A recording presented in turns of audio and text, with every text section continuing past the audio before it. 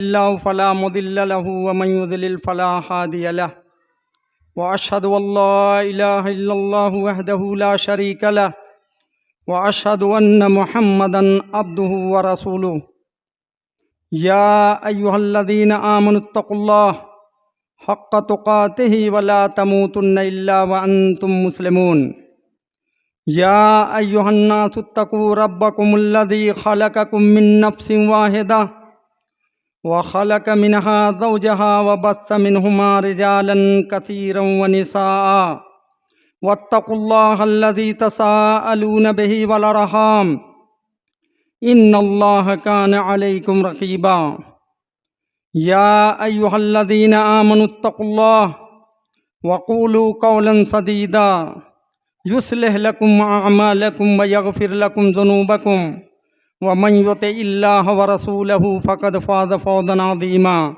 أما بعد فإن خير الحديث كتاب الله وخير الهدي هدي محمد صلى الله عليه وسلم وشر الأمور محدثاتها وكل محدثة بدعة وكل بدعة ضلالة وكل ضلالة في النار أعوذ بالله السميع العليم من الشيطان الرجيم بسم الله الرحمن الرحيم يا أيها الذين آمنوا لا تأكلوا أموالكم بينكم بالباطل إلا أن تكون تجارة عن تراض منكم ولا تقتلوا أنفسكم إن الله كان بكم رحيما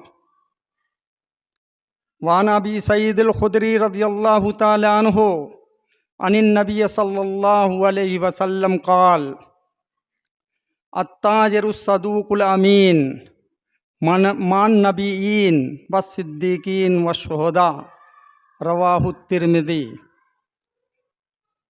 گرامی قدر صدر اجلاس، موقر و محترم علماء اعظام،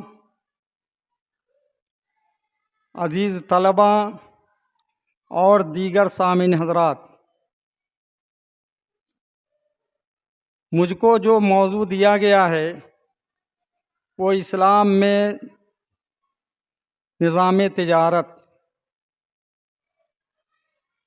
یہ بڑا مفصل اور طول طویل موضوع ہے۔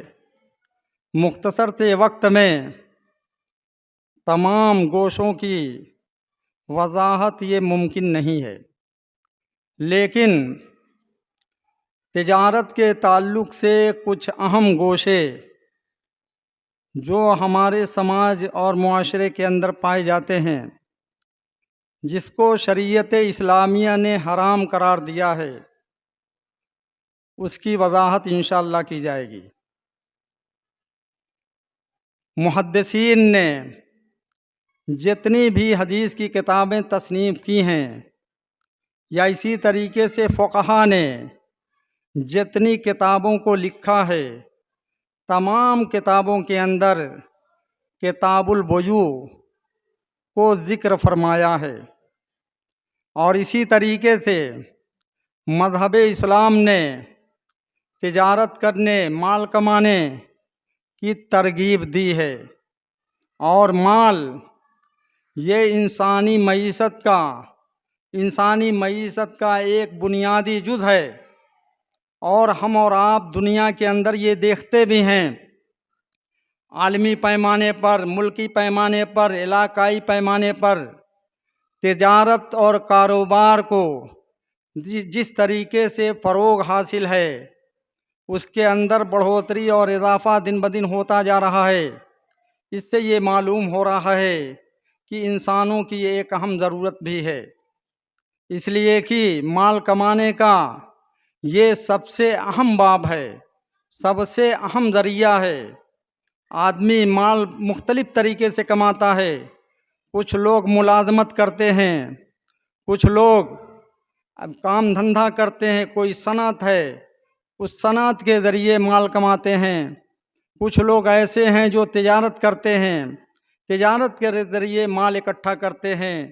مال کمانا اس کی ترغیب دی گئی ہے، اور یہ انسان کی ایک اہم ضرورت بھی ہے۔ اور بیع و شرع کتاب البیوع، محدثین نے کتاب البیوع بے کی جمع بیوع کو استعمال کیا ہے۔ اس سے یہ معلوم ہوتا ہے کہ بیع و شرع کی، خرید و فروخت کی مختلف قسمیں ہیں۔ اس میں سے ایک قسم یہ ہے کہ بیع السلع بالنقود، سامان کو نقد کے ذریعے بیچنا۔ جیسے آپ روپیہ دیتے ہیں، روپیہ لے کے جاتے ہیں دکان پر اور روپے کے ذریعے سامان لیتے ہیں، یہ بیع کی ایک قسم ہے۔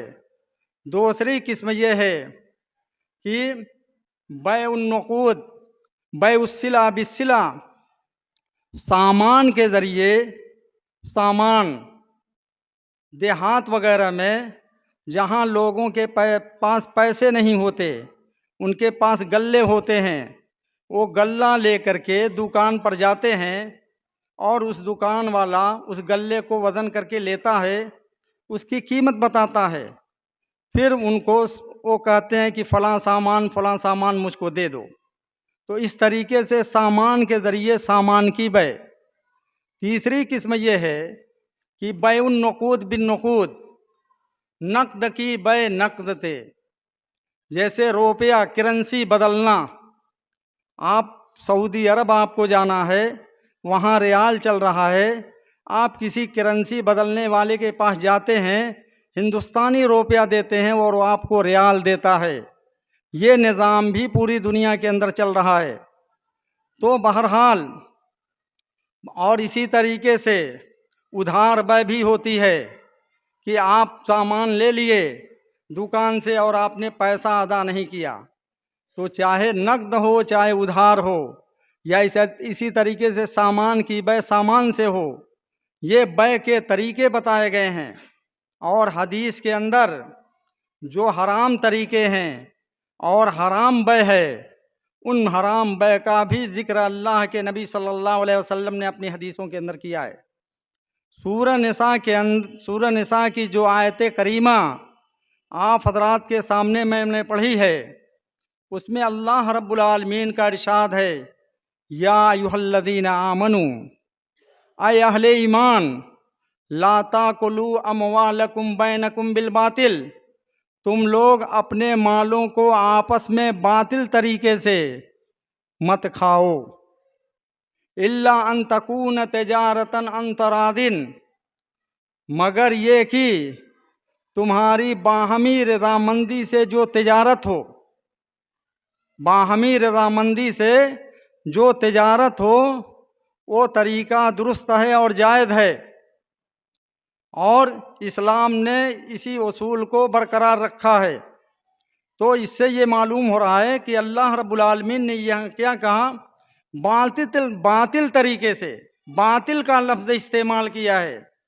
باطل یہ بہت جامع لفظ ہے، اس کے اندر وہ چیز دھوکہ بھی آئے گا، فریب بھی آئے گا، اسی طریقے سے کسی چیز کے اندر ملاوٹ کر دی جائے، آمیزش کر دی جائے، جیسے دودھ ہے اس کے اندر پانی ملا دیا جائے، اور اسی طریقے سے قمار، جوا، ربا، یہ تمام طریقے، جو تمام چیزیں جس کو اللہ تبارک تعالیٰ نے حرام کیا ہے، ہمارے نبی صلی اللہ علیہ وسلم نے اس کو حرام کیا ہے، اگر یہ تمام چیزیں اس میں مل جائیں گی تو ایسی صورت میں وہ تجارت اور کاروبار بھی حرام ہوگا۔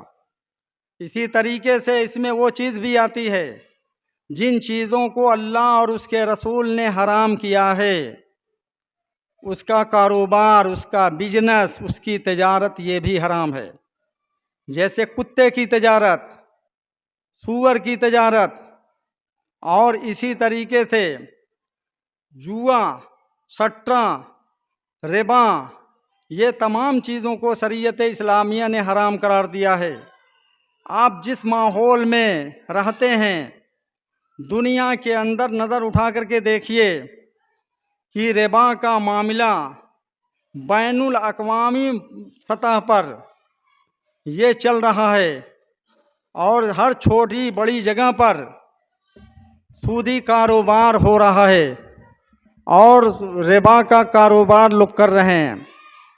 تو یہ ہے کہ بیع کیا ہے، خرید و فروخت اور تجارت یہ ہماری اور آپ کی ایک اہم ضرورت ہے، اور ہر کوئی کاروبار کرتا ہے، صرف مسلمان نہیں کرتے، غیر مسلم بھی کرتے ہیں۔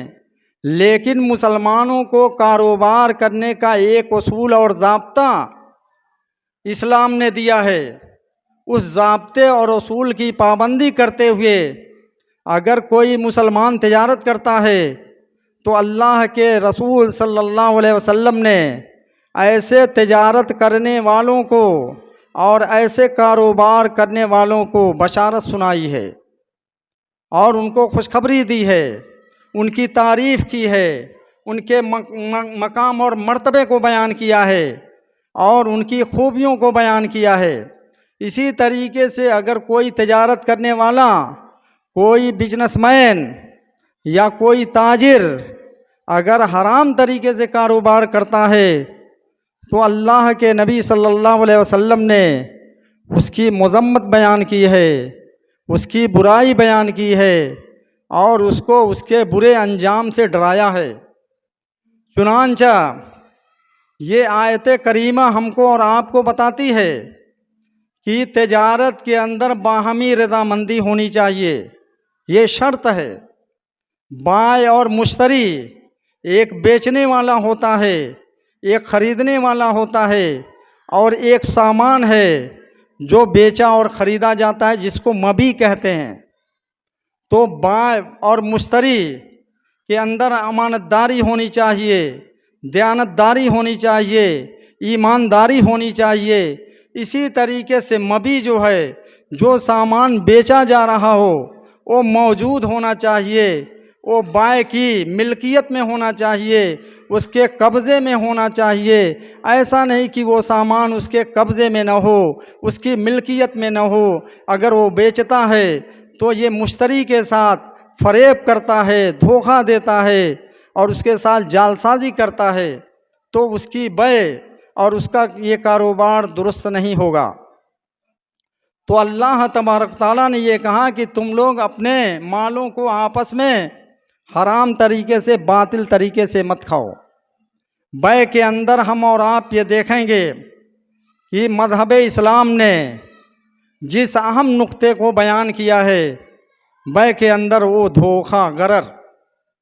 کوئی بھی کاروبار ہے، کوئی بھی چیز آپ بیچ رہے ہو، خرید رہے ہو، اگر اس کے اندر دھوکہ ہے، فریب ہے، اور اس کے اندر کسی چیز کی ملاوٹ کر دی گئی ہے، یا اس کے اندر، اس سامان کے اندر کوئی نقص ہے، کوئی خرابی ہے، کوئی عیب ہے، اور بیچنے والا اس کو چھپا کر کے بیچ رہا ہے، اور مشتری کو فریب دے رہا ہے، دھوکہ دے رہا ہے، اور وہ لے جانے کے بعد نہ وہ دیکھے گا کہ اس کے اندر کیا خرابی ہے، کیا عیب ہے۔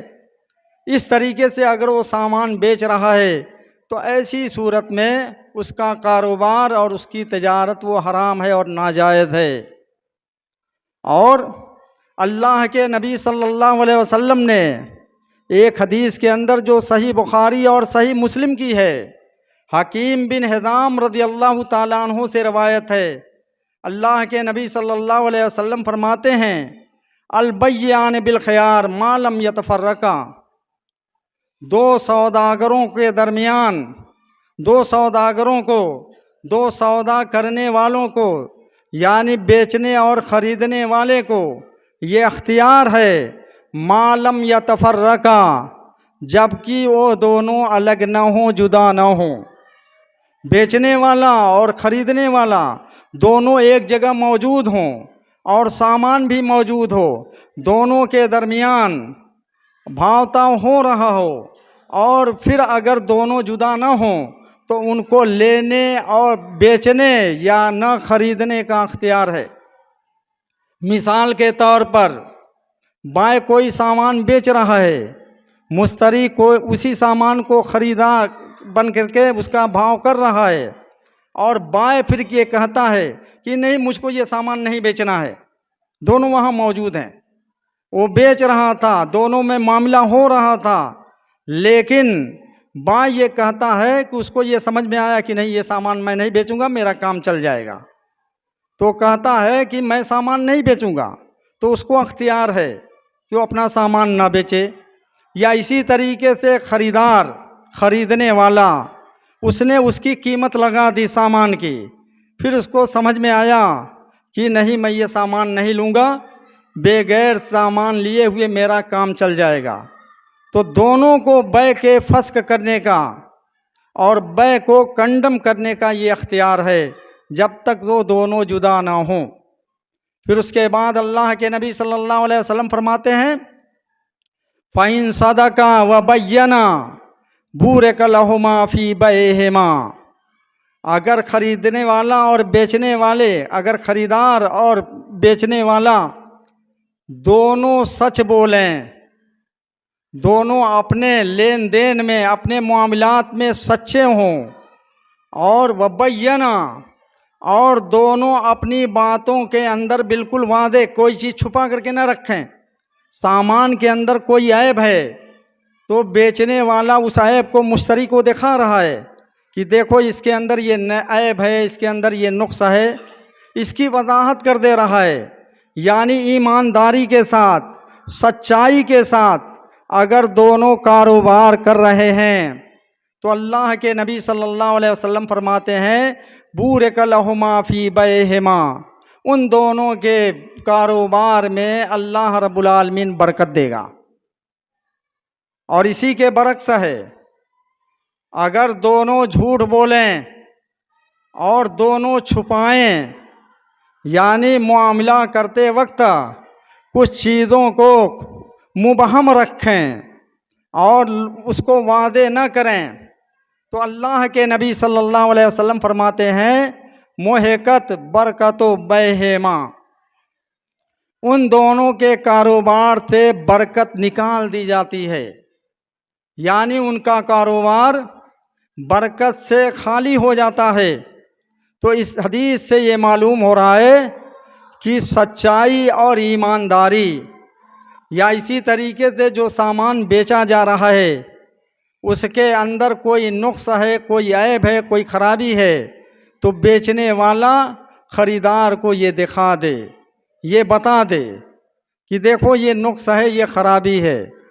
ایسا نہ ہو کہ اس کو چھپا کر کے اور اس کو خفیہ رکھ کر کے اس سامان کو اگر بیچتا ہے تو ایسی صورت میں اس کا کاروبار یہ حرام ہوگا، اس لیے کہ وہ دھوکہ دے رہا ہے.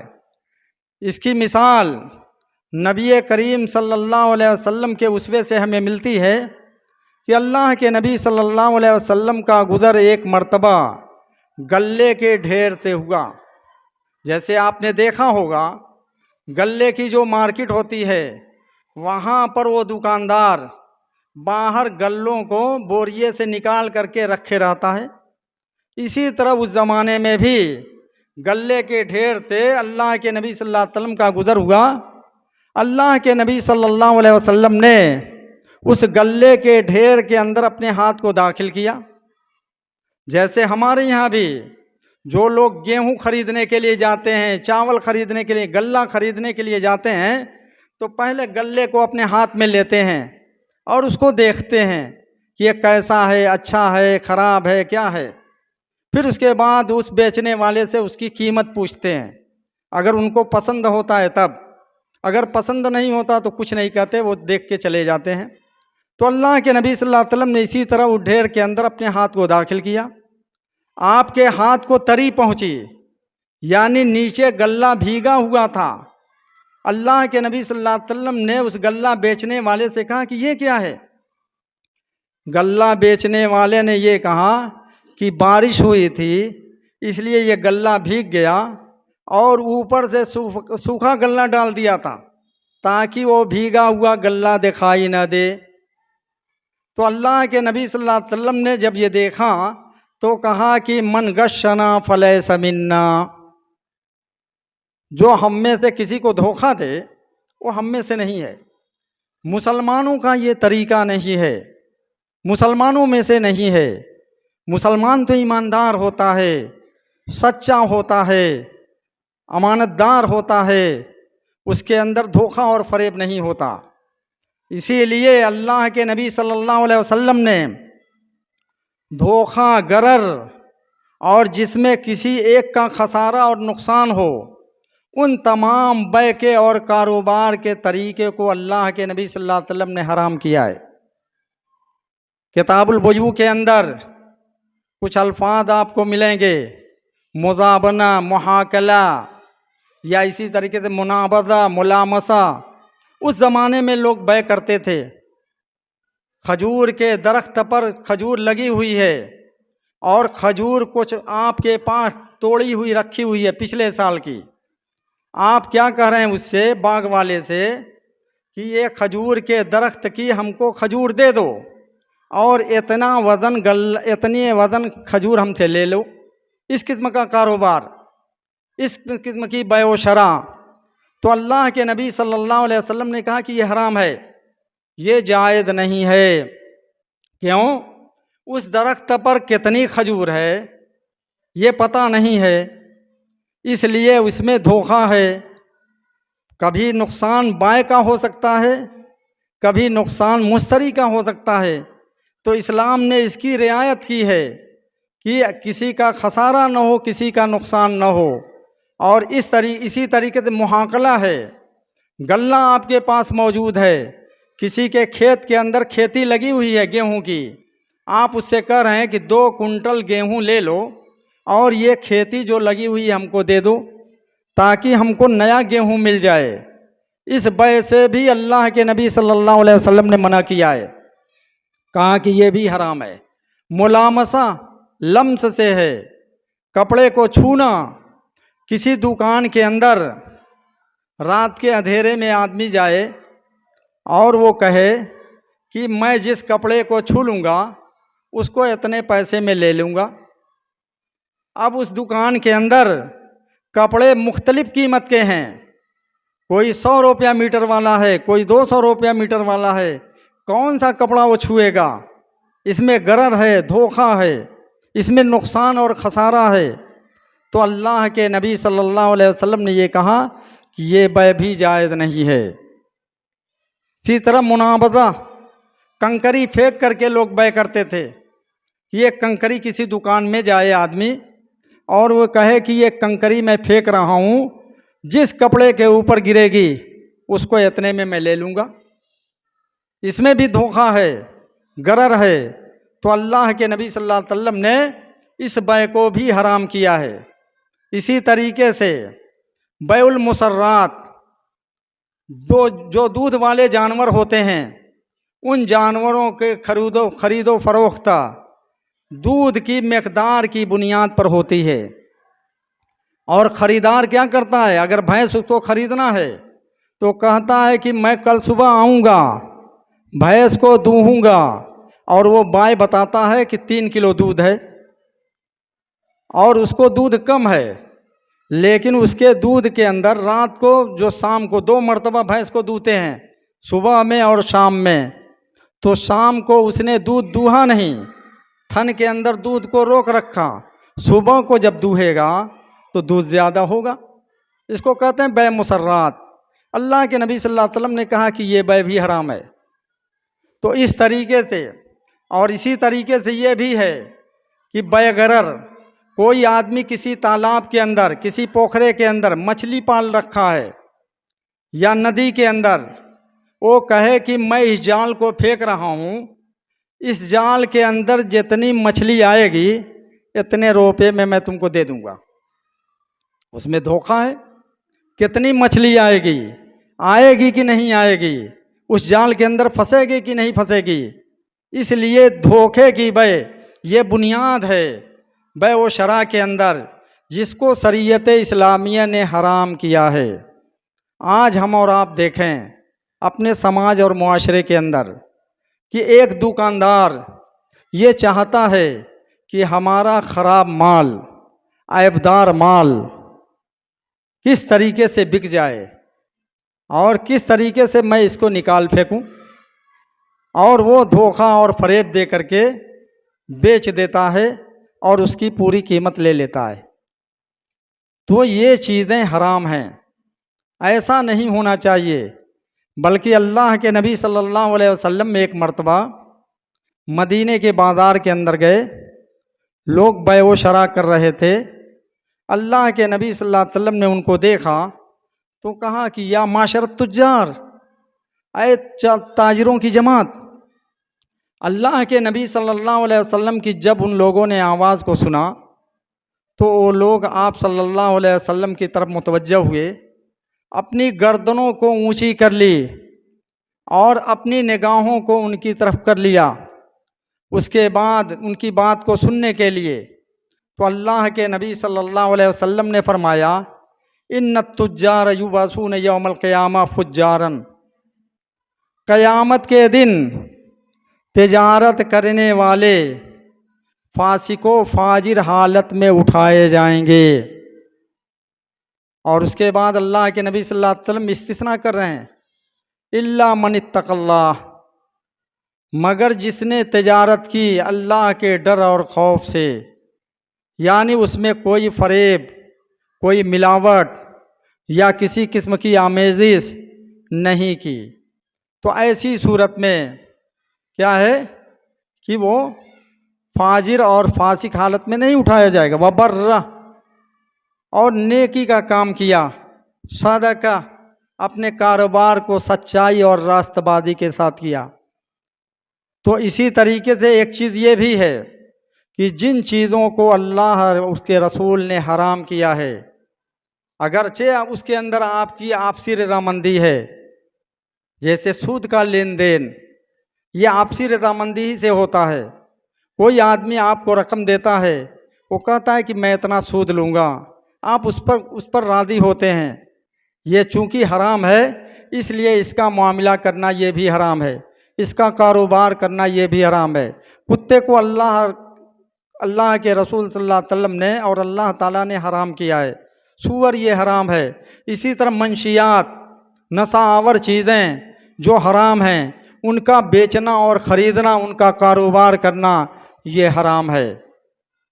اور جو لوگ یہ کام کرتے ہیں ایسے لوگوں کے بارے میں اللہ کے نبی صلی اللہ علیہ وسلم نے یہ وعید سنائی ہے کہ تجار قیامت کے دن فاسق اور فاجر حالت میں اٹھائے جائیں گے. اس لیے کہ انہوں نے اسلام کے جو تجارتی نظام ہیں اس نظام کی پابندی نہیں کی، اس نظام کے تحت اپنے کاروبار کو اور اپنے بزنس کو نہیں کیا. اس لیے مبی بھی واضح ہونا چاہیے، قیمت بھی کیا ہے، سامان بھی سامنے ہونا چاہیے. سامان کے اندر کوئی خرابی ہے تو اس کی وضاحت ہونی چاہیے، قیمت بھی معلوم ہونی چاہیے. اگر قیمت مقرر ہے، ثمن مقرر ہے، معلوم ہے، اس طریقے سے حلال چیزوں کا کاروبار کرو، اس میں دھوکہ اور فریب نہ ہو. جوا اور ربا کو اللہ تبارک تعالیٰ نے حرام کیا ہے. یہ معاملہ جو لوگ کرتے ہیں، سودی کاروبار یا سود کا لین دین، یہ انتہائی خطرناک ہے. اس سے بچنے کی ضرورت ہے. عالمی پیمانے پر، ملکی پیمانے پر بہت اس کے اندر تیزی ہے اور لوگ اس کو کیا ہے، الا ماشاء اللہ لوگ اس سے بچے ہوئے ہیں.